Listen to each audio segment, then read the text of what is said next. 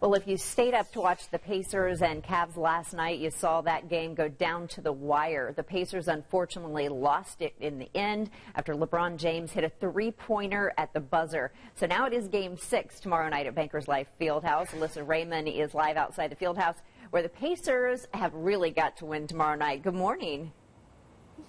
Julia, good morning. What a game last night. Can the Pacers pull it off here tomorrow night? On our WTHR Facebook page, we asked you this question.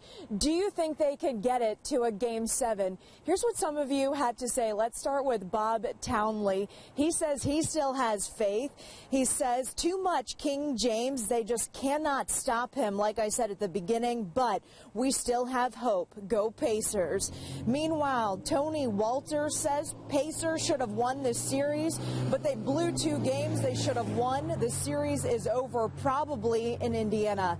And Megan Nowlin chimes in saying they can get to Game 7. The question is, can they win Game 7? Remember, Game 6 tips off here tomorrow night in Indy at 8. Tickets are still available. I actually found a ticket this morning for $49. Of course, not a great seat, but it's still to a crucial game. And remember, it's another Gold Out tomorrow night. So here's a t-shirt from last Friday's Gold Out. We're actually going to head over to Main Gate in the next hour to check out how they're actually printing new t-shirts for tomorrow night's Gold Out. So we're going to join you from there to show you all the action coming up in about an hour. Back to you in the studio, guys.